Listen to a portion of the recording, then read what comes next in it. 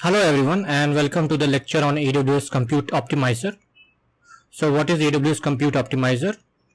1. It analyzes AWS resources, configuration and utilization metrics.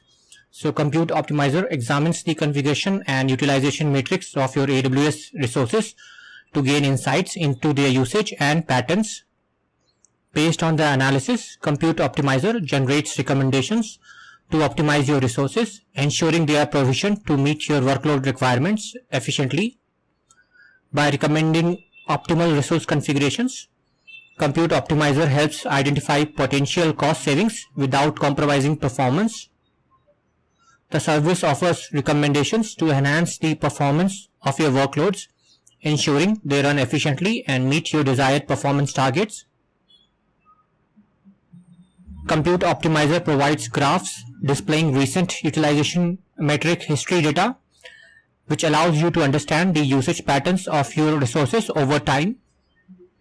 The service also offers projected utilization data for its recommendations and enabling you to evaluate which recommendation provides the best balance between price and performance.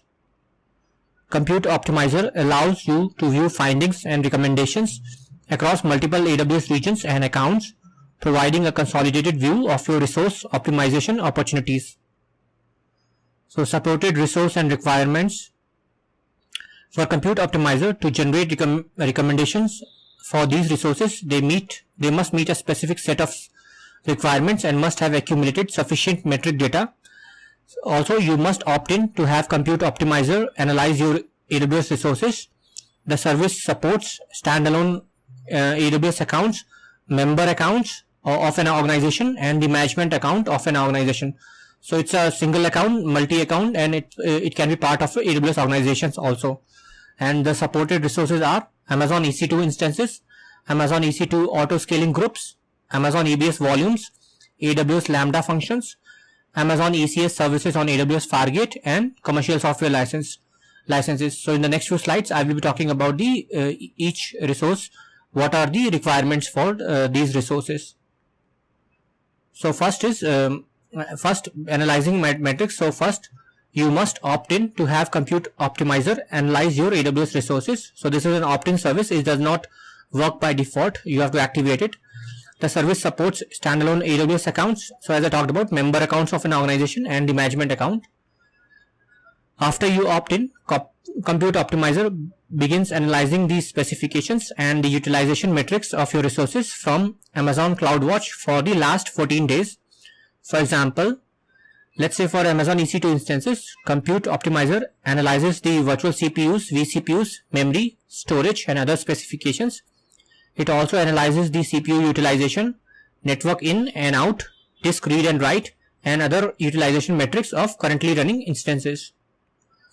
And after you have opt in, you can enhance your recommendations by activating recommendation preferences such as the enhanced infrastructure matrix paid feature. It extends the matrix analysis look back period for EC2 instances, including instances in auto scaling groups to 3 months compared to 14-day default. Optimization findings for your resources are displayed on the Compute Optimizer dashboard. The top optimization recommendations for each of your resources are listed on the recommendations page. The top 3 optimization recommendation and utilization graphs for a specific resources are also listed on the resource details page. So CloudWatch metric data requirements. 1. Amazon EC2 instance requires at least, so this is about Amazon EC2 instances. EC2 instances require at least 30 hours of metric data in the past 14 days. If you have enabled the enhanced infrastructure metrics feature, which is a paid feature, EC2 instances require at least 30 hours of metric data over the past 93 days. Auto scaling groups require at least 30 consecutive hours of metric data. Amazon EBS volume require at least 30 consecutive hours of metric data.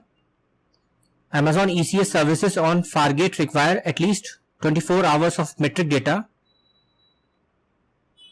Lambda functions do not require CloudWatch metric data.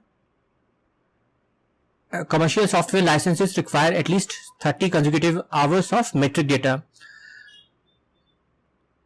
And if your resources do not have enough metric data, allow for more time before the recommendations start appearing in the Compute Optimizer console.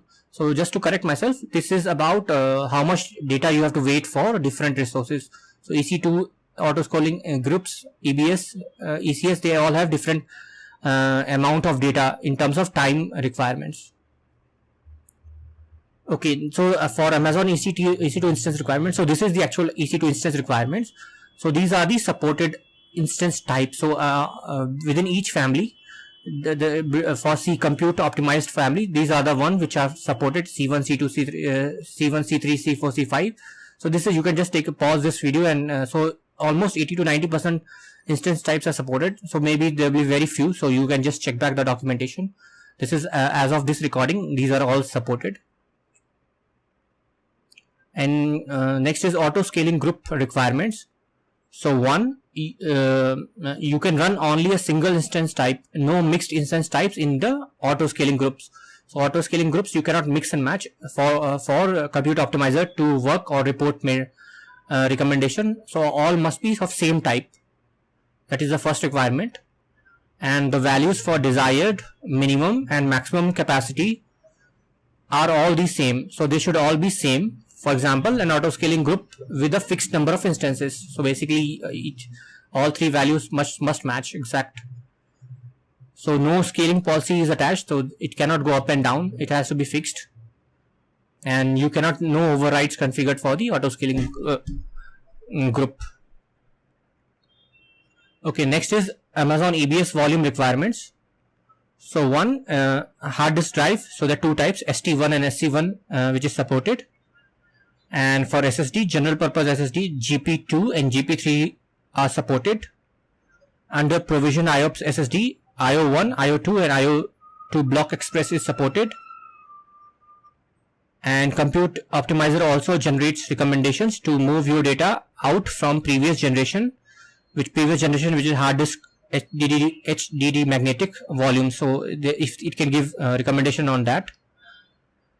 And data is only reported to CloudWatch when the volume is attached to an instance. So if it is detached, it will not be data will not be reported to CloudWatch, and the volume must be attached to an instance. So it cannot be in a detached state for at least 30 consecutive hours. So not 30 hours, 30 consecutive hours it must be attached for Compute Optimizer to do any recommendation for you.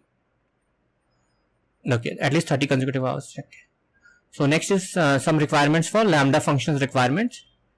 So the configured memory should be less or is less than or equal to 1792 MB. So that is, should be less than this amount. And the functions were invoked at least 50 times in last 14 days. Functions that don't meet these requirements are given a finding of unavailable. The reason code of inconclusive applies to functions that have configured memory greater than 1792. Above this will be inconclusive. And insufficient data applies to functions that have been invoked fewer than 50 times in the last 14 days. And functions with a finding of unavailable don't appear in the Compute Optimizer console and don't receive any recommendations. Okay, this is requirements for Amazon ECS services on Fargate. So first requirement is your services should have at least 24 hours of CloudWatch and Amazon ECS utilization in past 14 days. So no step scaling policy is attached. No target scaling policy is attached to a CPU and memory. And if a target tracking policy is attached to the service CPU only, Compute Optimizer only generates memory size recommendations. Or if a target tracking policy is attached to the service memory only, Compute Optimizer only generates the CPU recommendations. So if the target tracking policy attached to one, it will ignore that and it will report the other. So CPU and memory, if both are not attached, both it will report. If one, it will ignore, but it will report the other one, either CPU or memory. And the service run status is steady state or more work. And that's all. Thanks for watching.